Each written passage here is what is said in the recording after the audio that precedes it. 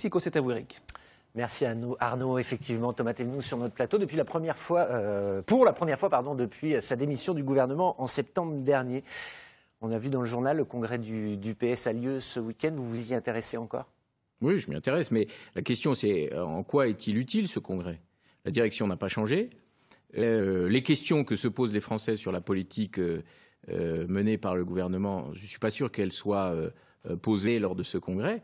Donc moi, ce que je souhaiterais, c'est que les socialistes s'interrogent sur le sens de la politique qui est menée en faveur de ceux à qui la gauche doit tendre la main et à qui la gauche doit consacrer ses efforts, ceux qui, j'en parlais tout à l'heure, ont du mal à s'en sortir à cause du chômage, ont des difficultés de logement, des difficultés de transport, la question des hôpitaux. L'hôpital de Mâcon, qui est un très bel hôpital, a un projet de rénovation très important que je porte, que je défends au niveau national. Mais je peux vous dire que c'est dur en ce moment dans les hôpitaux publics. Moi, je suis très inquiet sur le climat social dans les hôpitaux publics parce qu'on demande des efforts aux salariés de l'hôpital public en ce moment dans ce pays qui sont des efforts considérables. Il y a des milliers de suppressions d'emplois et moi, je considère que la gauche, elle doit au contraire remettre des moyens dans la santé publique. Ça veut dire que vous êtes plus sur la ligne de Christian Paul Non, moi je suis plus... Écoutez, je pense que ces histoires de motion, d'abord, les gens n'y comprennent plus rien. On est entre nous, quand on est au Parti socialiste. Les militants sont dévoués. C'est eux qui font vivre encore la petite flamme du socialisme. Ils le font sur le terrain en allant au contact des gens. Mais ces histoires d'appareil, de motion, de direction, franchement, je crois que tout ça est un peu archaïque. Alors vous qui avez fait brièvement partie du gouvernement, quel regard vous portez là sur ces 3 ans de Hollande ? Mais je pense que le compte n'y est pas pour ceux, encore une fois, qui souffrent, qui ont des difficultés. Et c'est ça la mission historique de la gauche. On nous dit qu'il y a un frémissement de la croissance, une baisse d'emploi. Un frémissement de la croissance. Il faut faire plus d'1,5% de croissance dans ce pays pour arrêter de détruire des emplois. On en est loin. On en est à 0,9. Donc il faut encore en faire. Et ce n'est pas les 100 000 emplois aidés annoncés par François Rebsamen qui vont changer quoi que ce soit. Des emplois aidés, il y en a déjà. Ce qu'il faut, c'est identifier les secteurs économiques qui peuvent créer de la croissance, qui sont des secteurs porteurs, et il faut les aider. Et il faut partir à l'international. J'étais en Algérie la semaine dernière pour rencontrer le dirigeant, M. Rebrab, du groupe Cévital, le premier groupe privé algérien qui a racheté l'usine d'Oxo à Cluny. On discutait justement... On en a beaucoup parlé ici. Mais oui, mais les parts de marché que peuvent conquérir les entreprises françaises en Algérie sont considérables. Le pays est en train de se développer. 80 stades sont en train d'être construits, des ports partout, des autoroutes. On a des formidables entreprises du bâtiment et des travaux publics. Et qui récupère les marchés ? Les Chinois. Mais il faut y aller. Il faut qu'on identifie les secteurs porteurs et qu'on aide nos entreprises à aller chercher la croissance là où elle est et qu'on augmente cette croissance. Parce que si, encore une fois, si la croissance reste toujours aussi faible, on continuera à détruire des emplois et la promesse d'inverser la courbe ne sera pas tenue. Vous y croyez encore, vous ? Mais là aussi, il faut corriger ces erreurs. Quand on répète tous les mois que la courbe va s'inverser, que tous les mois on est démenti par la réalité, il faut quand même se poser des questions. En tant que député, vous êtes aussi très sollicité, je crois, pour la carte scolaire. Les arbitrages doivent être rendus dans votre département. C'est la semaine prochaine, non ? Le 11. Oui. Vous avez des bonnes nouvelles à annoncer aux parents qui vous ont sollicité ? D'abord, moi, je ne suis pas le porte-parole de l'éducation nationale. Ouais. Je défends un certain nombre de dossiers. Je défends, par exemple, j'organise une réunion lundi prochain avec le directeur académique à Bussière, dans un tout petit village de ma circonscription. Je défends également un regroupement pédagogique qui est du côté de Cluny, Massy, Lournan. Je défends des dossiers parce que j'y crois, parce qu'ils ont du sens. Voilà, mais justement, quel est le sens, quelle philosophie ? Parce que chacun veut défendre son école, mais forcément, quand il y a plus de 10 élèves, parfois... Oui, mais enfin, quand vous avez des taux d'encadrement qui augmentent parce qu'on ferme une classe, vous savez très bien que le service rendu et l'éducation pour nos gamins, c'est quand même ça qui doit nous rassembler. Quand j'entends qu'on se dispute sur la réforme du collège, il y a du pour, il y a du contre. Mais est-ce que sur l'école, dans ce pays, la politique a tellement perverti les choses que même sur l'école de la République, on n'arrive pas à s'entendre alors qu'on sait que c'est la clé. L'école, la santé publique, les hôpitaux dont je parlais, l'investissement public quand je parle de la RCEA et quand je tape du poing sur la table en disant il manque 20 millions pour faire Mâcon-Prissé, les 7 km vers la gare TGV et que sans ça, on ne finira pas cette RCEA dont on parle depuis 30 ans où il y a eu des morts sur cette portion où il y a eu un mort en 2013 à Davaillé. Je tape du poing sur la table. Si je suis plus député, qui va le faire? Personne. C'était en train de passer en catimini. J'ai soulevé le lièvre. Vous avez écrit à Ségolène Royal d'ailleurs Mais j'ai écrit à Ségolène Royal. Est-ce qu'elle vous a répondu? J'ai écrit à Ségolène Royal, qui ne m'a pas encore répondu. J'ai interrogé Alain Vidalis, qui m'a répondu. J'ai rencontré le préfet de Saône-et-Loire. Je rencontre Éric Delzan, le préfet de région, lundi soir pour parler de cette question.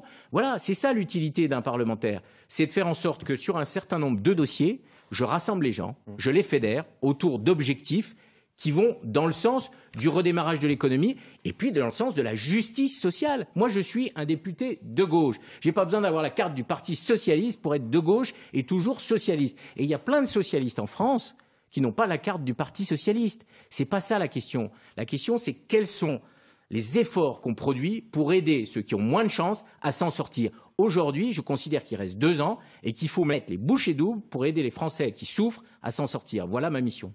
Malgré les économies qu'il faut faire par ailleurs. Mais des économies, on peut en faire. Mais on doit se donner des priorités. École, santé publique, les hôpitaux, la sécurité et la justice. Ce ne sont pas celles de François Hollande. Après, tous regardent. Ah ben écoutez, non, sur l'hôpital public, je suis désolé. Sur l'école, on a remis des moyens. Ça, je suis d'accord. Et je défends d'ailleurs la politique du gouvernement qui consiste à remettre des moyens sur l'éducation nationale. Mais sur la santé et sur les hôpitaux, non. Je prends juste un exemple, celui de l'hôpital de Mâcon. On fait peser des efforts qui sont surhumains. Et aujourd'hui, les personnels, ils n'en peuvent plus. Un exemple, à l'hôpital de Mâcon, on a un problème. Et ça fait 18 mois que j'ai écrit à l'agence régionale de santé, dont le siège est à Dijon, pas très loin des studios où on se trouve, à son directeur, pour dire qu'il y avait un problème de prise en charge des difficultés de santé mentale dans le Mâconnais, de problèmes psychiatriques. C'est un sujet dont on ne parle jamais à la télévision, parce que, évidemment, c'est un sujet qui nous renvoie à l'intime, à nos douleurs, à nos difficultés. Vous avez des gens à Mâcon qui ne trouvent pas de la place, qui sont affectés à l'hôpital de Gap. On va continuer jusqu'à quand? Et moi, on me répond même pas. Enfin si, on me dit, on va mettre en place un groupe de travail, une réunion ceci. Je dis, on me répond même pas. C'est pas lié à l'affaire. Ça fait 18 mois que j'ai écrit. Bon, il faut quand même que l'administration comprenne que derrière les comités de pilotage, les réunions qui n'en finissent plus, il y a des vies humaines qu'il faut sauver et qu'il faut améliorer. Justement, le gouvernement essaye visiblement de prendre les choses en main avec les mesures de simplification. Il y en a encore qui ont été annoncées cette semaine. Là, on va dans le bon chemin, selon vous? Tout ce qui lutte contre la phobie administrative va dans le bon chemin. Vous y êtes favorable? C'était une petite plaisanterie. Je suis favorable à la simplification et je le suis d'autant plus qu'il y a un homme qui s'illustre au Parlement, qui s'appelle Laurent Grandguillaume et qui est un excellent député. La jeune génération, Grandguillaume, Durin, notre sénateur en Saône-et-Loire, qui j'espère aura un rôle très important pour les régionales qui s'annoncent. Voilà des gens de talent, compétents, et ils ont en eux une pépite, ces gens-là, c'est qu'ils savent rassembler, parce que notre pays, il a besoin de ça. Il faut arrêter de s'engueuler pour tout et pour n'importe quoi. Franchement, c'est plus le moment, et le moment, il est à l'union des forces. Et ceux-là que je viens de citer, ou moi, quand j'essaye, dans ma circonscription, autour de projets qui vont dans le sens du redressement économique de la justice sociale, quand on essaye de rassembler les Françaises et les Français, on gagne plus vite, on redresse ce pays, on améliore la vie des gens qui souffrent. Les élections régionales, vous y avez fait allusion. François Patriat a annoncé cette semaine qu'il ne serait pas candidat à nouveau. C'est dommage. Vous trouvez ça dommage? Oui, parce que c'était un très bon président, pour la raison que je viens d'indiquer. C'est-à-dire que François Patriat avait cette capacité à transcender les clivages. On peut penser aussi qu'il faut un renouvellement. Bien sûr, et je pense que Marie-Guilde Dufay sera une très bonne candidate. Mais moi, ce que j'appréciais dans le travail de Patriat, c'est qu'il avait cette capacité, encore une fois, à rassembler. Donc, Marie-Guilde Dufay sera sans doute notre candidate. Je pense qu'en Saône-et-Loire, Jérôme Durin a toutes les chances pour tirer cette liste départementale. Il faut du renouveau, il faut de la jeunesse, il faut du talent, il faut de l'énergie aussi, de la combativité. On est dans une période où il faut y aller. Mais y aller ensemble, ça veut dire transcender un certain nombre d'a priori, ouvrir un peu nos ornières. Quand je vois le congrès du Parti socialiste, c'est très bien, mais l'entre-soi, les gens ils n'en veulent plus. Voilà. On dépasse les clivages, on rassemble les gens, on n'a pas la vérité, et moi, ma voix, elle est libre. Je suis de gauche socialiste. J'ai pas besoin d'avoir une carte dans mon portefeuille. Je dis les choses et j'essaye de rassembler tout le monde. Et vous soutiendrez, je ne sais pas si elle va vous le demander vu les circonstances, mais vous soutiendrez Marie-Guilde Dufay. Bien sûr que je vais la soutenir. La liste. Bien sûr que je vais la soutenir.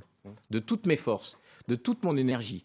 Parce que je crois que la gauche a une mission, transformer la société, améliorer la vie des gens, et que cette mission, elle peut la remplir en offrant un visage moderne, en écoutant les autres, en faisant en sorte que tout le monde puisse participer aussi à la prise de décision. Vous voyez bien que les partis, c'est terminé. Regardez ce qui se passe en Espagne avec Podemos. On est en train d'assister à une révolution grâce au numérique, grâce aussi à vous, grâce aux journalistes, grâce à la prise du pouvoir de nos concitoyens. Eh bien ça, il faut le permettre.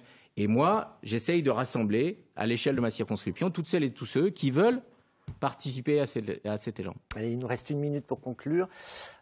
Si je dis que vous êtes combatif, là, on vous a vu là depuis 11h30, combatif, vous voulez sauver votre peau, vous serez donc candiat en 2017. Mais vous m'avez déjà posé la question en début d'émission. Que... Mais j'ai pas changé d'avis en 25 minutes. Parce que certains disent, mais c'est pas possible. Mais pourquoi c'est pas possible? Les gens vont juger. Les électeurs, ils sont juges. C'est mes seuls juges, les électeurs. Et encore une fois, ils connaîtront tout de ma vie. Mes qualités, en tant qu'homme public, ils me le disent d'ailleurs. Ils me disent, c'est tellement désolant qu'on t'appréciait. Eh bien, à moi de montrer pendant 2 ans qu'ils peuvent encore m'apprécier. Et que j'ai encore une utilité. Et c'est ce que je fais tous les jours. Et je peux vous dire que ça marche. Ça marche pas dans une optique électorale. Ça marche parce que, humainement, je crois qu'on peut rassembler les gens autour de projets qui changent leur vie. Et sous quelle étiquette vous serez candidat? Mais les étiquettes, c'est pas le sujet. On n'est pas en train de parler d'étiquette. C'est important. Mais bien sûr. Mais moi, je vous l'ai dit, je suis de gauche et socialiste. Je me considère toujours socialiste. Voilà. Je suis un enfant de Cluny. J'en dis pas plus. Il se trouve que... Pas plus, c'est justement la fin de l'émission. La semaine dernière, c'était la Pentecôte et que j'ai reçu un coup de fil d'Arnaud Montebourg. Non. De Gilbert Mitterrand. Très bien.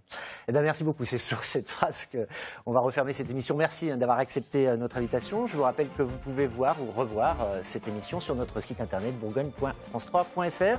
Tout de suite, c'est le 12-13 qui se poursuit avec l'actualité nationale. Très bel après-midi à tous.